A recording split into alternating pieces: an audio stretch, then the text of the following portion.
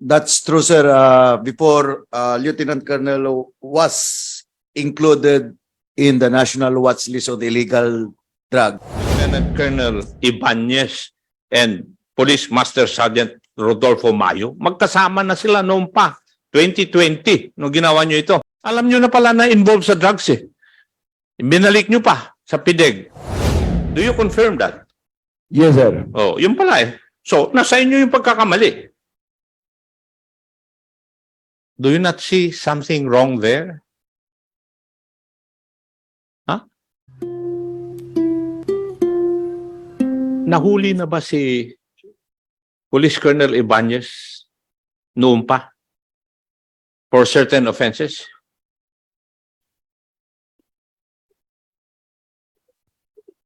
Is that true? SIDG, hindi nyo alam? SITG, the IGM head, hindi nyo rin alam?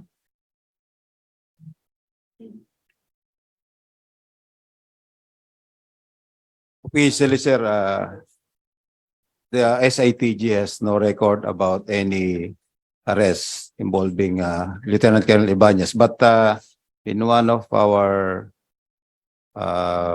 sources on social media, we read in the news that he has an existing case, criminal case about illegal drugs. But officially, sir, I cannot. There's a report in 2006. They were assigned in Region 3, right? Yes, sir.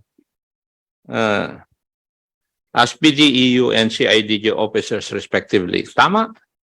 Bakit hindi nyo alam? May report na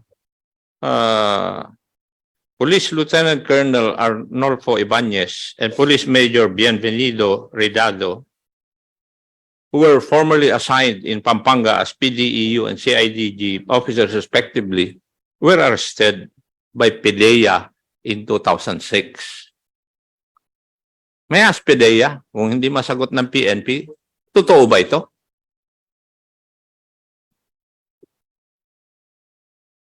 Mr. Chairman, can we just be given time to look at all records, sir, because this is 2006. Yes, may I ask PNP and PDEA to verify the records? Kasi importante ito eh, kung na-arresto na sila eh. Eh bakit nandiyan pa sila?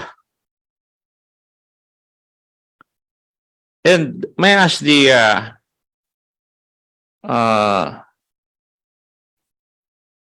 General Cruz or General Karamat, ano ang ibig sabihin yung NWID, retained PNP personnel?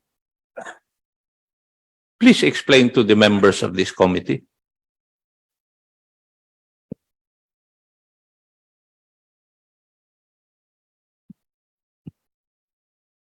Good morning. Good morning, sir. NWID means National Watch List on Illegal Drugs, sir. Yes.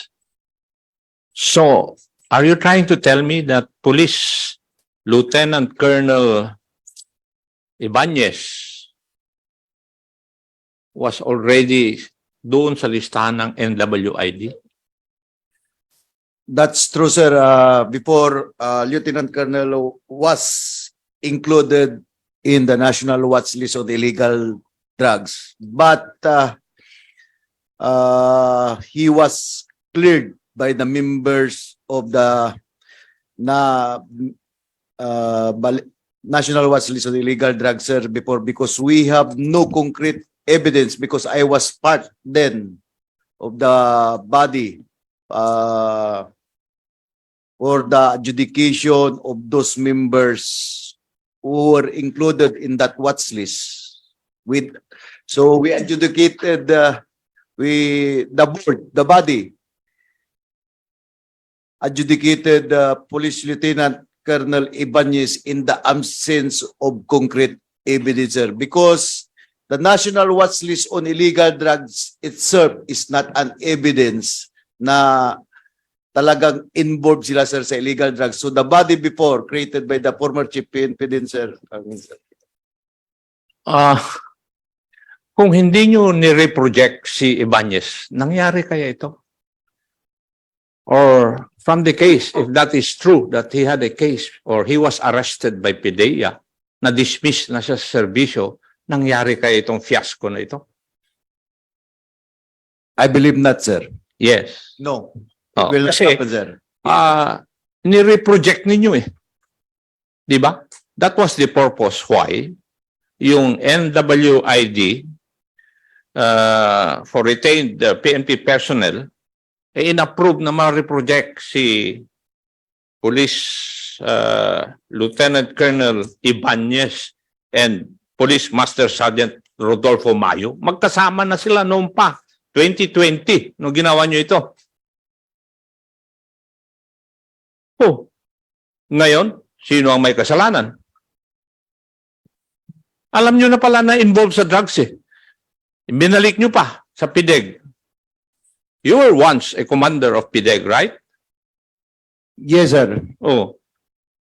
June 3, 2020, na-reassign si Colonel Ibañez, Master Sgt. Mayo, and Police Senior Master Sgt. Jimenez to PDEG. Kayo rin may kagagawan. Yes, sir. I admit it's a failure of intelligence on the members of the committee. Yes, sir. Let's assume, General Bong, na totoo yun na na-aresto siya noong July 6, 2020 ng PDEG. What did the PNP do about it? That's the reason.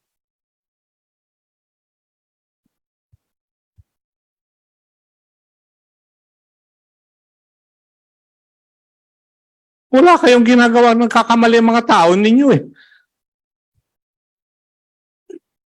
Kaya tumitigas ang ulo. Yung bata nga, pag binababayaan mo na mali yung ginagawa, eh, tumitigas ang ulo habang lumalaki eh.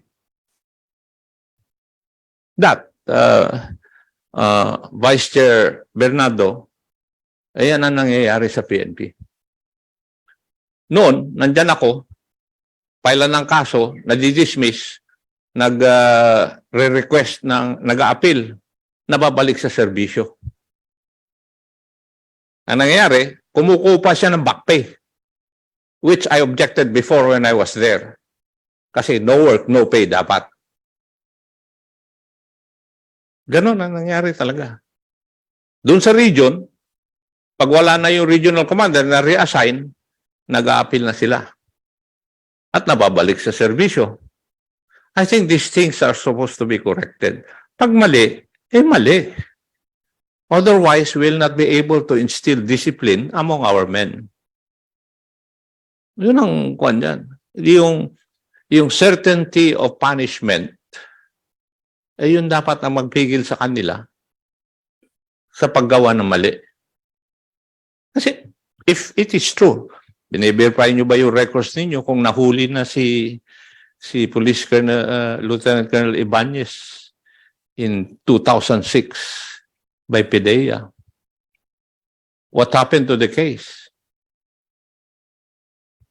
Tapos, kung nahuli siya ng PDEA, sigurado drugs yun dahil yun ang jurisdiction ng drugs. And yet, the authorities of the PNP reprojected him sa drugs pa rin. Do you not see something wrong there? Huh? I do not know. Anong ginagawa niyo dyan sa loob ngayon? Your Honor, that may be one of the strong suggestions we made in our last meeting to conduct a review of the entire PDEG and concept. Who are those people that has been selected to man the PDEG? And in terms of their performance, we have been strongly suggesting that, in fact, we conveyed that message to General Peralta, who represents the Chief PNP, when we are trying to find out what happened as to why people that has been identified has been removed from PDEG for that specific purpose were reprojected and were brought back again and given the same assignments and for that reason. What was the intelligence report that made them be found in the watch list of illegal drugs and what was the evidence that had removed them. And those informations were not being available anymore at this time. And we have been asking them to submit whether to reorganize the entire concept itself because it has been apparently unable to perform the way we are expecting them to do. We will be coming up a strong action on those things, Mr. Chair. If you look at it, it's the board, according to General Karamat, who approved yung reprojection ni Juan, ni Colonel Ibañez. Actually, in March 27, 2020, nangyari yun. Under then Brigadier General Ferdinand Divina. Diba? Ang subject na ang kwan na yun is conduct of spotting activities of NWID recommended for retention. And that was approved in May 21, 2020. Diba? Official lahat documented. Pag-reproject. Diba? General Karaman? That's correct, sir, but gusto ko lang itama po, sir, na hindi po ako yung nag-approve. Hindi ko naman sinasabi. Yes, sir. It was I did not mention your name as part of the board. Yes, sir. Yes, sir. Ang sinabi ko lang na pangalan ay si General Divina. I do not know what was his position then. Because in May 21, 2020, the memorandum from Director PDEG with request for reassignment. Who was the PDEG director in May 21, 2020? Na siya ang nag-request na mapunta sa kanya itong mga taong ito. Sir, pwede ko bang masabi, sir, yung nangyari, sir? Ah? Balikan natin, sir, yung pangyayari, sir, no, paano na-adjudicate, sir, si... No, it's not adjudicate nyo, it's a board. It's official. Yes, sir. Yes. Yes, sir. Ang nakalagay dito sa report, May 21, 2020, may nangyari. It pertains to the NWID retained PNP personnel, namely Police Lieutenant Colonel Arnulfo Ibañez and Police Master Sgt. Rodolfo Mayo Jr., who were spotted for reprojection, deliberated and approved by DDI and Chairman SPRB on May 12, 2020. Do you confirm that? Yes, sir. Oh, yun pala eh. So, nasa inyo yung pagkakamali. Diba? Kagaya nga ng sabi ko, nung pinutol na natin nung nag-uumpisa pa, walang pangyayaring ganito. Baka maganda yung accomplishment talaga. Hindi ba? O tahimik kayo. May I ask, Your Honor, if General Karamat is aware of, was there an instruction from anyone in the higher ups to reproject Colonel Ibañez and Sergeant Mayo? Meron bang ganon, General?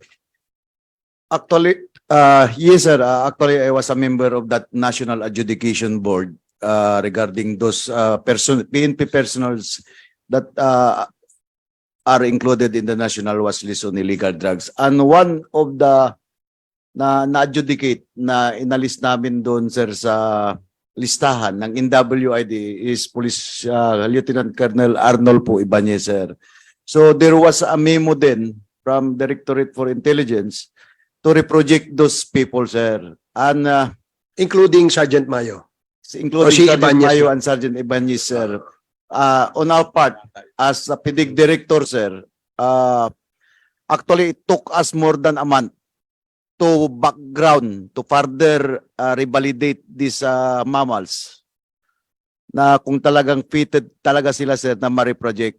And my intelligence officer, Colonel Red, recommended to me Police Lieutenant Colonel Arnulfo Ibañez na kunin dito, sir, sa PDEG because he was my intelligence officer before.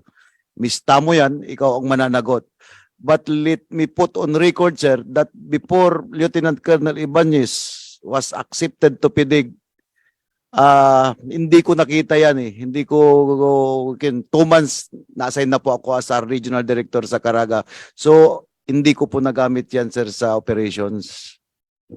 Yes, sir. Your Honor, please. May I also add that there is a third individual that was also been reprojected alongside with Ibañez and Mayo. This is the person of Jimenez. A certain Jimenez was alleged to have a residence near 1742 Abad Santos. And from the CCTV, it would show that during the transfer of some of these extracted shabu, inililipat lang po sa malapit na lugar. Makikita po ninyo sa CCTV, bumabalik yung mga naglilipat, naglalakad lamang. Nagka-counterflow pa nga yung ibang sasakyan at yung iba'y umaatras lamang.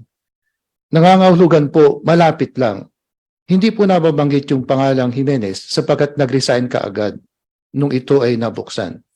If records will bear out, at least 3 of them were reprojected at the same time, jointly together. That would have been something that we are supposed to look at.